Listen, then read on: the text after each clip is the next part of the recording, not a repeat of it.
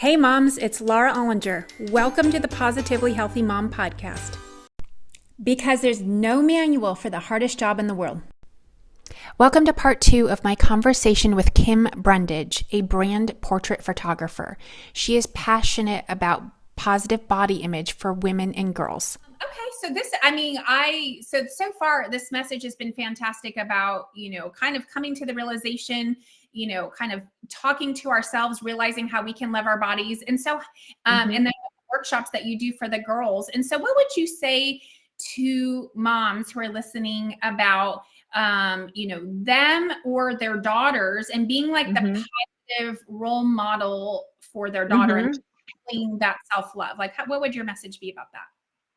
So my message would be that daughter or son, your kids are listening and they're sponges and they look to you for their guidance. Like my mother did not feel good about having her picture taken. So anytime a camera came forward, she would put her hand up so that someone could not take that picture. And then I found myself automatically doing that in my 20s. And I'm like, wait a minute, why am I doing that? And so, ever since I took those pictures of myself at 44, I've been really intentional about still taking self-portraits so that I show up, because a lot of us, excuse me, as the mothers are the family record keepers. And so we take the pictures and we don't ever get in the shot. Right. And so we need to be in the image. You need to get a tripod, set it on timer, and be in the image and show that you're just as important in that family picture. And so whatever you're doing and however you feel about yourself is going to come through. Even if you don't say it directly, they're going to pick up on it. So being super conscious about that and, trying to fill your cup with positivity about what you look like and how you are, and accepting yourself for how you look at this moment is the self-love that's needed. Yeah. And for the woman who right now is feeling really low, and it's always so much easier for a mom to do something for someone else or for her child than it is for herself. And so if we can say, hey, you're loving yourself and that is a gift for your child, then it's easy for them to be like, okay, fine, I'll do this thing that doesn't feel right to me, doesn't feel good, it doesn't feel comfortable, but I'll do it for them. And I'm going to be an inspiration and a role model to them about how to, because I don't want my child to grow up and feel the same way I do about myself. No one wants Yeah. Right. And no child is born wanting to grow up to feel icky about themselves, about their bodies and how they look. We all want to feel good. We all want to be recognized for our own unique beauty.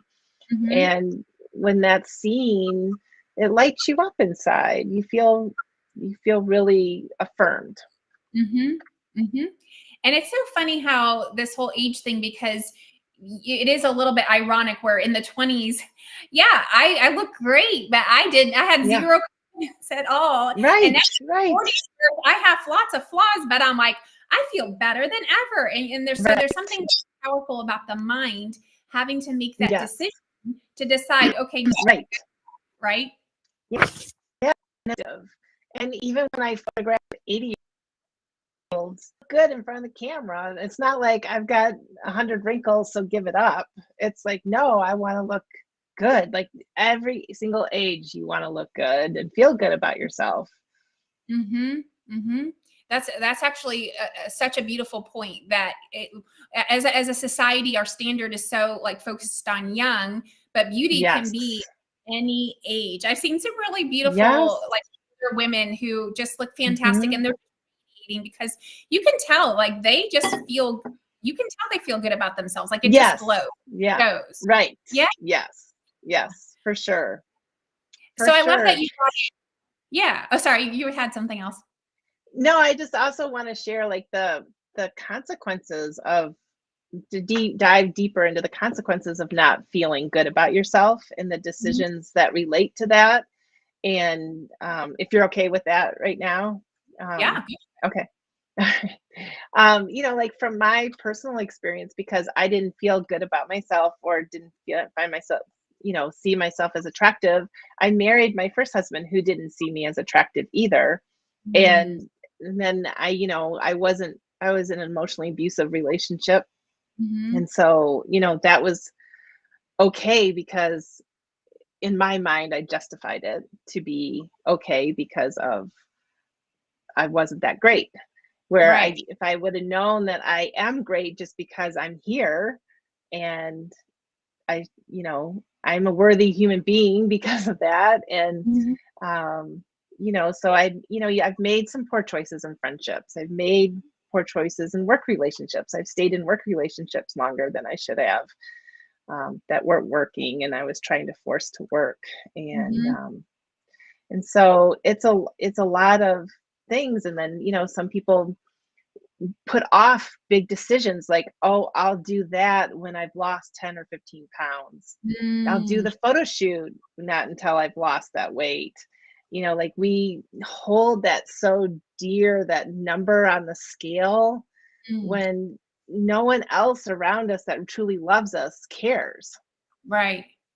Right. So we put off things that are really important.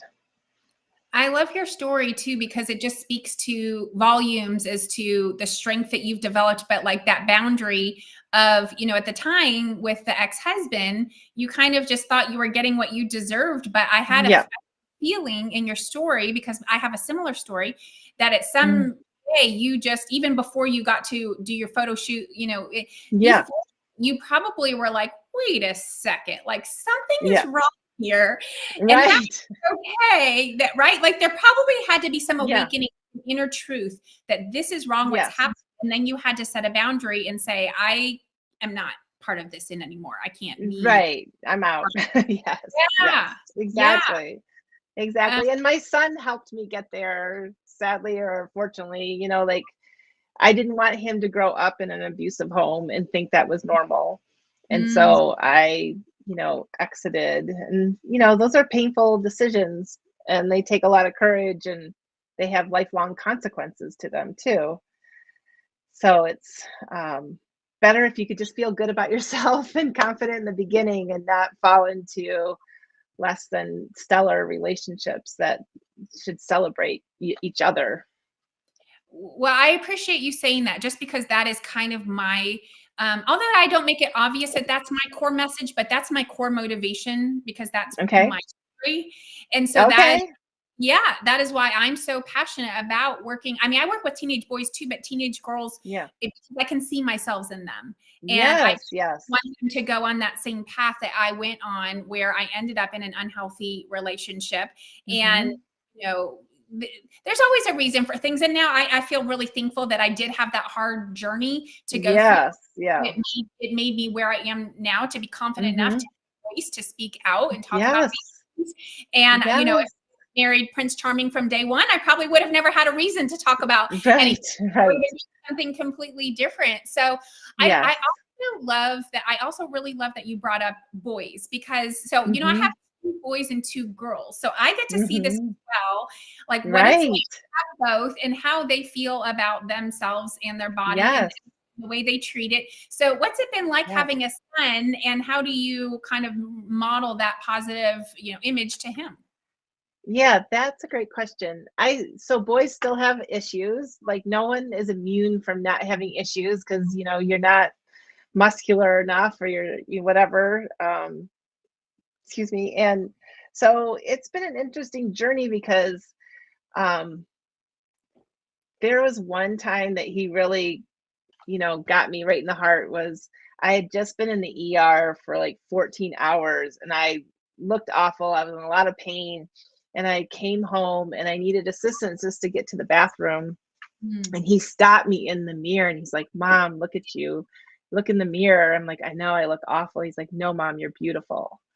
And Oh, so he like really, like, he heard what I was trying to say, and like what I was trying to do, and like he would try to affirm me, mm, also, which was such a beautiful thing. And I didn't always, it's not a straight, shoot up when you decide to start loving yourself. Like, you go forwards and backwards, and there's times that you don't feel good about yourself.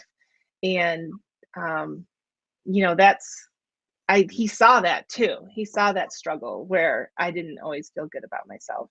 Mm. And Mhm. so, yeah, I wish it was a straight arrow, a straight upward Mhm. arrow, and also in our entrepreneur, journey. But it's not. It's like this, right? Well, And that's reality. Yeah, that's right, true. that's reality. That's Yeah. true. And so, and saw him struggle, somewhat with his body image. And I don't think he had it as hard in school as the girls can treat each other. But, he was still had some being picked on and stuff. So Mhm. it's hard to always do it right. As you said, the hardest job in the world without a manual.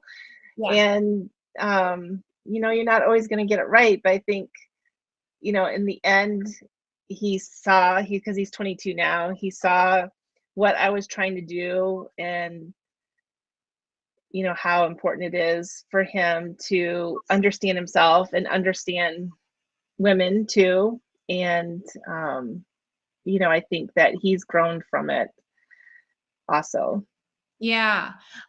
That what really stood out to me there is the learning he's getting, the lesson for, even his future relationship that he might Yes. have with a Yes. significant other, and realizing Yeah. that for a woman, like, how important this is. And maybe Hmm. someday he has his own kids. I don't know. I'm just, guessing, but maybe Yeah. he has a daughter. Who knows? And Right. Right. for Right. him to have that experience with you, to see like what would be so loving towards a woman, is to hear Yes.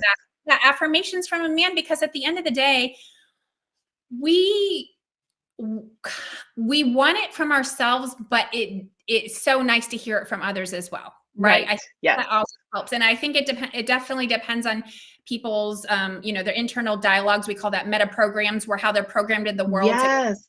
filter the world. And so Yes. some people need more of the outside than others. I have Right. I have one client that she just graduated with me after they work with Oh, me. I say good. graduated, and I just love her because she's one that doesn't need a lot of the outside. Uh-huh. She is Hmm. so fun to work with because she's like, I don't care what people think. She's Yes. all about like her own, because it's the way our Yeah. brains are wired from the time we're young, the way we filter, Yes. delete, and distort information. And so, Yes. I think it is important to, and also the thing I teach, to parents is about the love languages, which is great for romantic Yes. partnerships, but it's also great Right. for your children. And so Yes. some need the words of affirmation more than others, Yes. right? Right. Right. Yes. Good point. And then I don't know if you've read the book "Come as You Are" No, I by haven't. Dr. Oh my goodness, it's so good. But it's been scientifically proven that when we feel good about our bodies, we have better quality sex. Oh, well, that makes sense. Which makes sense, which makes total sense, right? But Yeah, like, yeah, I mean, sadly, there's been times where I've gained weight and I'm like, oh, I'll pass tonight because I feel fat. Like right. I gave up this pleasure and I didn't need to. It was all on me to say yes or no because of the way I felt about myself. Right. And isn't that crazy? And I don't want to pretend to know what I understand what goes on in a man's mind. But that's the one thing I don't know, but I've read, Right. Yeah. that's not important to That's them. not They important. feel about yourself, but to them, it is really truly an emotional connection, as much as Yes. you might want to, stereotype men as being Yes. superficial. They're really not. They're No, they're not. Right. emotional beings, and they really truly, Yes. especially in a really trusting, healthy relationship, that is such an emotional connection for them. And so, Right. I'm sure Right. it was just, he's like, oh no, don't pass, Right. know. Right. Exactly. And Yeah. yeah, and I can tell you it's true. Like the more and more I feel better about myself and the more I'm rewiring my brain, the better experiences I'm having in life. It's like, and some people may think this could be superficial, but it's like how you feel about yourself in here, it affects how you relate to outside in the world and show Mhm. up. Right. Right. It is so true. And that's why I love your work so much, because you really are taking the inner and the outer, and combining those, because there are some Mhm. who I feel like are really hardcore that they are just in denial of human, humanity and behaviors that they say the outside doesn't matter. And it's like, well, yeah, but it matters, but it matters what you think of it. That's the part that matters, right? Right. It's not the part that matters of how it measures to people. It's how you embrace that outside part and how we project it. Because, think about, even with physiology, like that's part of my work is teaching, especially young girls. I love to work with like tweens. I do like 9 to 12. I do camp every summer. Perfect. And I teach about just posture, standing up straight, making eye contact, smiling, because they are always to like transition. It's usually like right before middle school starts. And so I'm always nervous about, it's a new school and all these people I don't know. And I said, okay, so look at me. How do I look when I'm like this? And they're like, oh, you look nervous or anxious or insecure or whatever. And I'm like, okay, how do I look like this? And they're like, oh, you look ready to go. You look friendly. You look happy. And it's just, what did I change? All I changed was my body. That is the only thing I changed. My where my head is pointed, what my facial muscles are doing, right? And so it's like there's so much that we can change, even though, maybe I can't change the features of myself, but I can change what I do with them, right? Right. Yes, absolutely. And again, it's all perspective and how you feel and how that shows up. So when I do that exercise, I tell them you have to say a body part. You have to compliment a body part. And a lot of people give me resistance because they think that I should do something on their personality. They're kind, they're sweet or whatever. I'm like, no, it has to be your body part. And there was one girl that went through the program, and it's only like an hour and a half talk that I give, but because she wrote me afterwards, before she would get dressed only in the dark, and she was an 8th grader, and she had your typical thin 8th grade body, right? She would get dressed in the dark so she could not see herself in the mirror. She could not look at herself. Wow. And then after the talk, then she was able to get dressed in the light like a normal person. But like what a transformation, right? Like if we just change that perspective, and it can just be a little bit each day. You don't have to go from 0 to 100. And like we talked about, it's going to be like this. You're going to go backwards and forwards, but just like lean into it. Try to do something every day. Compliment yourself. There's something you like about yourself. Compliment that in the mirror, and then add it. And, give yourself the positive doubt, how you say that? Give the benefit of the doubt. And just like think positive about yourself. Like you're not this awful lazy person who doesn't get anything done. You're this amazing person that gets done a lot of things done that you're not giving yourself credit for, and you're doing the best you can. And so is everyone else. Yeah. Yes. So my brain went to the mom of that 8th grade girl, and I thought, I mean, if she had known that that's what her daughter was doing, I can imagine she would feel pretty devastated. And so what I'm thinking is, what could she have done differently to prevent her daughter from even getting to that point in the first place? Because it's great that she's evolved now, but like that put her in probably kind of a dark place for a little while. And that just breaks my heart. So I'm thinking like what we talked about modeling. And I know one thing that I teach moms, well, actually I don't actively teach this, but if somebody were to ask me, this is what I would say. My answer is that I don't go specific on this area, but I, in my own family, because this is how I was raised. My mom never once talked about calories. She never talked about dieting. My mom never talked about her body. She never kept sweets out of the house. Like they weren't illicit. Like we were allowed to have, she made like homemade chocolate chip cookies. It wasn't like candy and stuff. We were allowed to have dessert. Like there was nothing that was forbidden. And to me, that was like an important part of how I was raised, because I've had some girls come to my house as like my daughter's friends. And there was one girl who was never allowed to eat bread in her house. No. Yeah. So then and I think there was a thing there. Like, I think there was a medical thing. It wasn't like she was just trying to get her daughter to diet or something, but she wasn't allowed to eat bread. So then she came to my house and she was like, well, I didn't know this. So I wouldn't have said, but she's like, can I have bread and butter? And I was like, sure, I don't care. But I didn't know that Right. but I found out later that like she wasn't allowed to have that at her house because I was thinking, Oh, wow. request for a snack. I'm like, okay, I don't care. Right. And so that's what I found interesting is like the moms, and again, for dietary allergy reasons, totally makes sense. Like I even have a gluten intolerance. I have a dairy Me too. intolerance. Yeah. So I don't eat those things, but I have them for my kids. And so I find that like restricting is actually kind of causes reverse effect, especially in kids. Yes. So again, like I wasn't necessarily going into diet, but like that sends the message that like this is so bad that you like we can't have in the house because you'll be tempted and right. And I get you have your house full of junk food, but at the same time, what happens to those kids is when they don't have it, they go somewhere else, especially as teenagers. And all of a sudden they're like, oh my gosh, this is all the stuff I haven't been allowed to have my whole life. And they start crazy, like they can't moderate themselves because they weren't they in that skill earlier. You know what I mean? Right. For sure. That's a really good point. I'm so glad you brought that up. Oh, thanks. Yeah. And then the bigger point here was just about moms and modeling.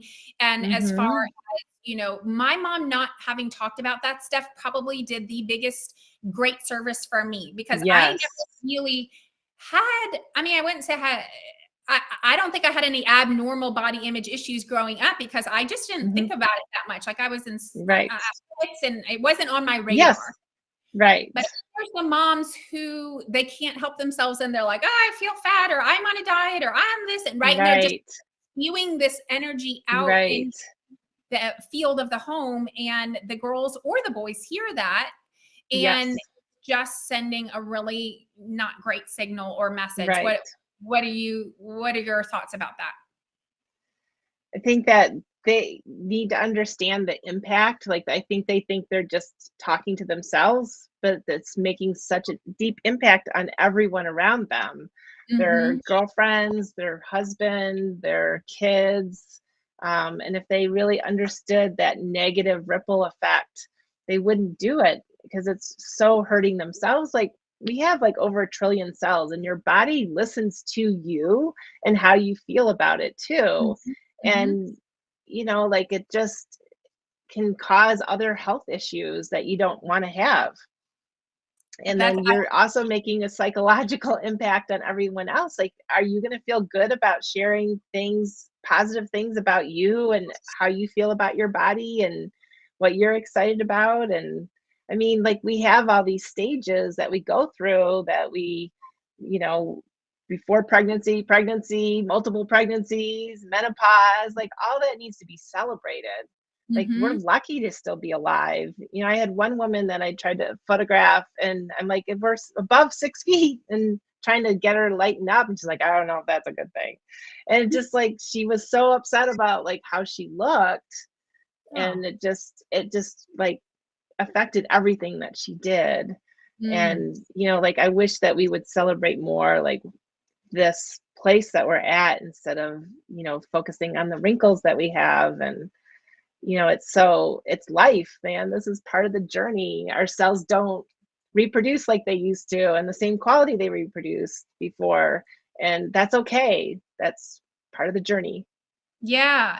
I love so much that you bring the science into it because I'm a huge science nerd, and that's part of my yes. Oh yeah. Part of my studies that all I've done is, you know, a lot of health and wellness stuff and a lot of, I love learning about that, like the epigenetics, like you said, like there are certain in our DNA, there's certain genes that are dormant and they're like a light switch. They can switch on or switch off depending on our surroundings, but even including our thoughts. So if we're having a lot of negative thoughts and it's very stressful and we're activating a lot of cortisol in our body and all sorts of like or even eating bad, and we can develop like, you know, they say leaky gut, like an inflamed gut.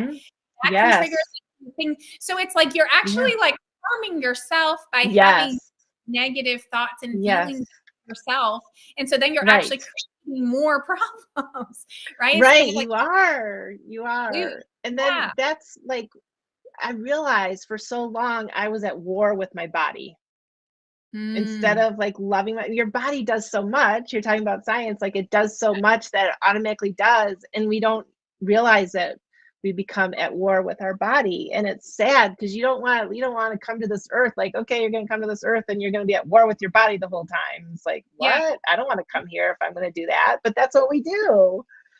It sounds exhausting, and it's very depleting of your energy and all those, like everything is kind of just, I also learn a lot about the autonomic nervous system and the parasympathetic system. And so that's the equivalent of hitting the gas and the brakes on your car at the same time, or just like really rapid fire like this. It's like totally wasting the fuel. It's not good for the engine. It's like causing damage. Right. Whereas when we drive, if we drive really smoothly with the gas and the brake, it's so much healthier.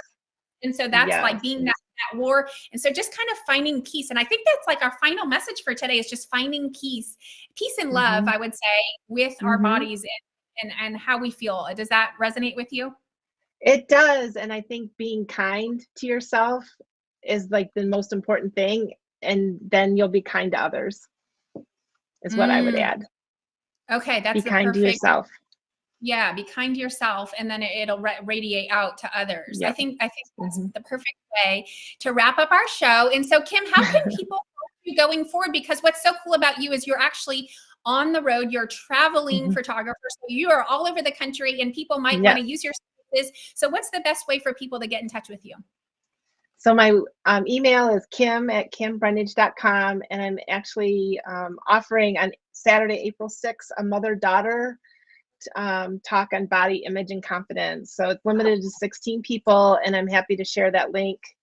And hopefully we'll have some great discussions. We've never done a mother-daughter discussion before, but I thought that might be a new thing to try because they both influence each other. Yes. Oh, 100%. Okay. And your website is kimbrundage.com. Kimbrundage.com. Kim Brundage Photography. So great. Well, this has been a wonderful talk. I thank you so much for your time. Thank you for listening to the Positively Healthy Mom podcast, because there's no manual for the hardest job in the world. Don't forget to subscribe and share with your friends.